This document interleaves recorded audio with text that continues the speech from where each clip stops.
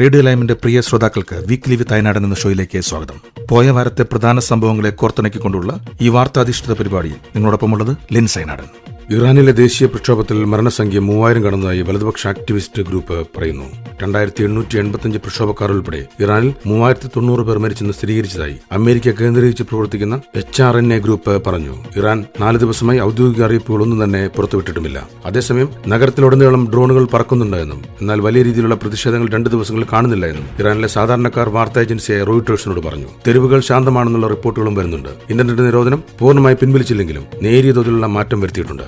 അതേസമയം 800-ലധികം പ്രക്ഷോഭക്കാരുടെ വധശിക്ഷ റദ്ദാക്കിയ ഇറാൻ ഭരണകൂടത്തെ അമേരിക്കൻ പ്രസിഡന്റ് ഡൊണാൾഡ് ട്രംപ് പ്രശംസിച്ചു. ട്രൂത്ത് സോഷ്യലിലൂടെ ഇറാൻ നേതൃത്വത്തിന് ട്രംപ് നന്ദി അറിയിച്ചു. 800-ലധികം വധശിക്ഷകൾ റദ്ദാക്കിയ ഇറാൻ നേതൃത്വത്തിന്റെ നടപടിയെ താൻ വളരെയധികം ബഹുമാനിക്കുന്നതായി ഇറാൻ നേതൃത്വത്തിന് നന്ദി പറഞ്ഞുകൊണ്ട് ട്രംപ് കുറിച്ചു. വധശിക്ഷ നടപ്പാക്കിയാൽ ഗുരുതര പ്രത്യാഘാതങ്ങൾ ഉണ്ടാകുമെന്ന് ട്രംപ് നേരത്തെ മുന്നറിയിപ്പ് നൽകിയിരുന്നു. സാമ്പത്തിക പ്രതിസന്ധിക്കും വിലക്കയറ്റത്തിനുമെതിരെ ഇറാനിൽ ഡിസംബർ 28-നാണ് പ്രതിഷേധങ്ങൾ ആരംഭിച്ചത്. ഒടുവിൽ വലിയ രീതിയിലുള്ള ഭരണകൂട വിരുദ്ധ പ്രക്ഷോഭമായി ഇത് മാറുകയായിരുന്നു.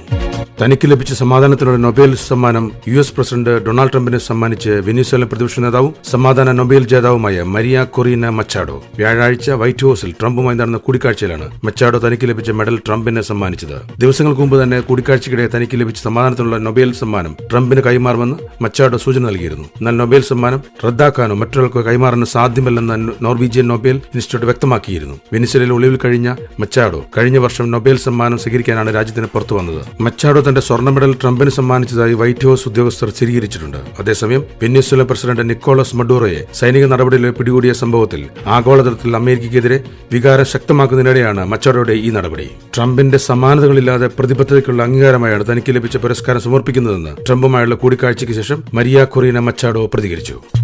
യൂറോപ്യൻ രാജ്യമായ സ്പെയിന്റെ തലപ്പത്തേക്ക് 150 വർഷത്തിന് ശേഷം ആദ്യമായി ഒരു വനിത എത്തുന്നു. ഫിലിപ്പെ ആറാമൻ രാജാവിന്റെയും ലിറ്റീസിയ രാജ്ഞിയുടെയും മകളായ ലിയാനാർ രാജകുമാരിയാണ് സ്പെയിന്റെ രാജ്ഞിയാകാൻ ഒരുങ്ങുന്നത്. 1880-കളിൽ സ്പെയിൻ ഭരിച്ചിരുന്ന ഇസബെല്ല II രാജ്ഞിക്ക് ശേഷം ആദ്യമായി സ്പെയിന്റെ തലപ്പത്തെത്തുന്ന വനിതയാണ് 20 വയസ്സുകാരിയായ ഈ ജൻസി രാജകുമാരി. പിതാവ് ഫിലിപ്പെ ആറാമൻ രാജാവ് സ്ഥാനമൊഴിയുകയോ മരണപ്പെടുകയോ ചെയ്താലാണ് രാജകുമാരി സ്പെയിന്റെ രാജ്ഞി പദവിയിലെത്തുക. മാധ്യമപ്രവർത്തകയായിരുന്ന ലെറ്റീസിയ രാജ്ഞി 2004-ലാണ് ഫിലിപ്പെ ആറാമൻ രാജാവിനെ വിവാഹം ചെയ്യുന്നത്. ഇരുവരുടെ മൂത്ത മകളായി 2025 ഒക്ടോബർ 31-ന് സ്പെയിനിലെ മാഡ്രിഡിലാണ് ലിയാനോർ രാജകുമാരി ജനിച്ചത്. സ്പാനിഷ് നിയമപ്രകാരം അടുത്തതായി സിംഹാസനത്തിലേറേണ്ടയാൾ നിർബന്ധമായും സൈനിക പരിശീലനം നേടണം. കരസേന, നാവികസേന, വ്യോമസേന എന്നിവയുടെ എല്ലാം പരിശീലനം ഭാവി രാജ്ഞിക്ക് ആവശ്യമാണ്. വിദ്യാഭ്യാസത്തിന് ശേഷം ലിയാനോർ സമുദ്രയാത്രകൾ നടത്തിയും വ്യോമസേന വിമാനങ്ങൾ ഒറ്റയ്ക്ക് പറത്തിയുമെല്ലാം സൈനിക പരിശീലനവും നേടിയിട്ടുണ്ട്. ഉത്തർപ്രദേശിലെ കാൺപൂരിൽ മലയാളി പാസ്റ്റർ അറസ്റ്റിൽ. മതപരിവർത്തനം ആരോപിച്ചാണ് തിരുവനന്തപുരം സ്വദേശിയായ പാസ്റ്റർ ആൽബിനെ അറസ്റ്റ് ചെയ്തത്. പോലീസ് ആൽബിനെ കോടതിയിൽ ഹാജരാക്കുന്നില്ല എന്നാണ് ഉയരുന്ന മറ്റൊരു ആക്ഷേപം. നേരത്തെ അറസ്റ്റ് ചെയ്ത് വിട്ടയച്ചതിനു ശേഷം വീണ്ടും മതപരിവർത്തനം നടത്തിയെന്നാണ് പോലീസിന്റെ ആരോപണം. ബജറംഗ് ദൾ പ്രവർത്തകർ നൽകിയ പരാതിയിൽ കഴിഞ്ഞ 13-ന് ഇയാളെ കസ്റ്റഡിയിലെടുത്തിരുന്നു. ആൽബിന്റെ ഭാര്യയെ കസ്റ്റഡിയിൽ നിന്ന് വിട്ടയച്ചിരുന്നു. മതപരിവർത്തനം ചൂണ്ടിക്കാട്ടി കന്യാസ്ത്രീകളെയും പാസ്റ്റർമാരെയും തടയുന്ന സംഭവങ്ങൾ രാജ്യത്ത് വർദ്ധിച്ചു വരികയാണ്. കഴിഞ്ഞ വർഷം ജൂൺ 25-ന് ഛത്തീസ്ഗഡിൽ മലയാളികളായ കന്യാസ്ത്രീകളെ മതപരിവർത്തനം ആരോപിച്ച് അറസ്റ്റ് ചെയ്തത് വലിയ വിവാദമായിരുന്നു. ബജറംഗ് ദൾ പ്രവർത്തകരുടെ പരാതിന്മേലായിരുന്നു പ്രീതി മേരിയെയും വന്ദന ഫ്രാൻസിനെയും റെയിൽവേ പോലീസ് അറസ്റ്റ് ചെയ്തത്. ആദിവാസി വിഭാഗത്തിൽ ഉൾപ്പെട്ട യുവതികളെ കടത്തിക്കൊണ്ടുപോകാനും നിർബന്ധിതമായി മതപരിവർത്തനം നടത്താനും ശ്രമിച്ചുവെന്നായിരുന്നു ആരോപണം. ഇവർക്കൊപ്പം തന്നെ ഉണ്ടായിരുന്ന സുഗ്മാൻ എന്നയാളെയും പോലീസ് അറസ്റ്റ് ചെയ്തിരുന്നു. കേസ് പിന്നീട് ഛത്തീസ്ഗഡ് പോലീസ് കൈമാറുകയും അറസ്റ്റിലായ കന്യാസ്ത്രീകളെ ദുർഗിലെ കൊഴും കുറ്റവാളികൾ കഴിയുന്ന ജയിലിലേക്ക് മാറ്റുകയും ചെയ്തിരുന്നു. ഒടുവിൽ 9 ദിവസങ്ങൾക്ക് ശേഷമായിരുന്നു കന്യാസ്ത്രീകൾക്ക് കടുത്ത വ്യവസ്ഥകളോടെ NIA കോടതി ജാമ്യം അനുവദിച്ചത്.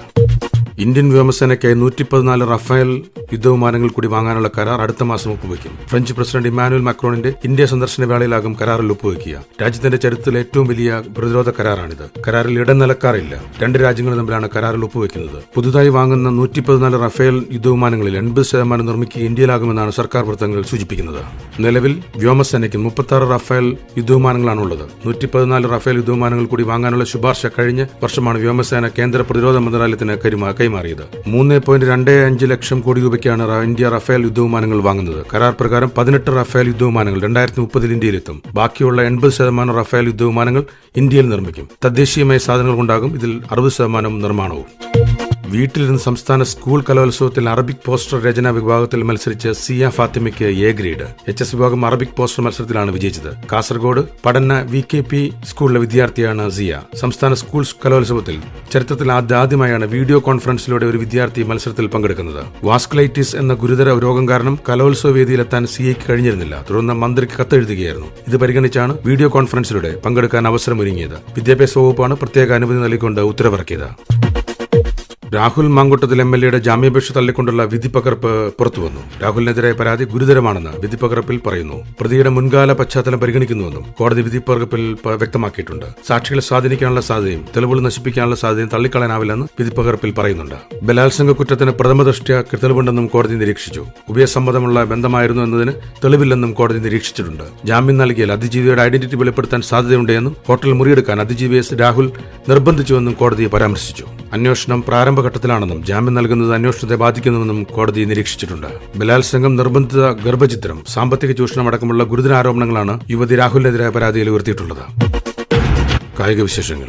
ന്യൂസിലൻഡിനെതിരായ ഇന്ത്യയുടെ T20 സ്ക്വാഡിൽ 2 മാറ്റങ്ങൾ വരുത്തി BCCI. ബാറ്റ്സ്മാൻ ശ്രേയസ് അയ്യരെ, സ്പിന്നർ രവി ബിഷ്ണോയിയെ ടീമിൽ ഉൾപ്പെടുത്തി. പരിക്കേറ്റ താരങ്ങൾക്ക് പകരമായാണ് ഇരുവരെയും സ്ക്വാഡിൽ എടുത്തിട്ടുള്ളത്. പരിക്കേറ്റ ഓൾറൗണ്ടർ വാഷിംഗ്ടൺ സുന്ദറിന് പകരം രവി ബിഷ്ണോയിയും തിലക് വർമ്മയ്ക്ക് പകരം ശ്രേയസ് അയ്യരെയും ഉൾപ്പെടുത്തിയതായി BCCI വാർത്താക്കുറിപ്പിൽ അറിയിച്ചു. ന്യൂസിലൻഡിനെതിരായ 1-ാം ഏകദിനത്തിനിടെ പേശി വലിവ് ബാധിച്ചതോടെ വാഷിംഗ്ടൺ സുന്ദർ ശേഷിക്കുന്ന മത്സരങ്ങളിൽ നിന്ന് പിന്മാറിയിരുന്നു. പരിക്ക് മൂലം വാഷിംഗ്ടൺ സുന്ദർ കിവീസിനെതിരായ T20 പരമ്പരയിൽ നിന്നും പുറത്തായി. അതേസമയം പരമ്പരയിലെ ആദ്യ 3 മത്സരങ്ങളിലാണ് തിലകിന് പകരം ശ്രേയസ് അയ്യരെ ടീമിലെടുത്തിരിക്കുന്നത്. സൂര്യകുമാർ യാദവ് ക്യാപ്റ്റനായ ടീമിൽ മലയാളിയായ സഞ്ജു സാംസണും ഉൾപ്പെട്ടിട്ടുണ്ട്. ഈ ആഴ്ചയിലെ വാർത്താധിഷ്ഠിത പരിപാടി ഇവിടെ അവസാനിക്കുന്നു. അടുത്ത ആഴ്ച ഇതേ സമയം നിങ്ങളോടൊപ്പം ഉണ്ടാകുന്ന പ്രതീക്ഷയോടെ നിങ്ങളുടെ സ്വന്തം ലെൻസ് അയനാടൻ.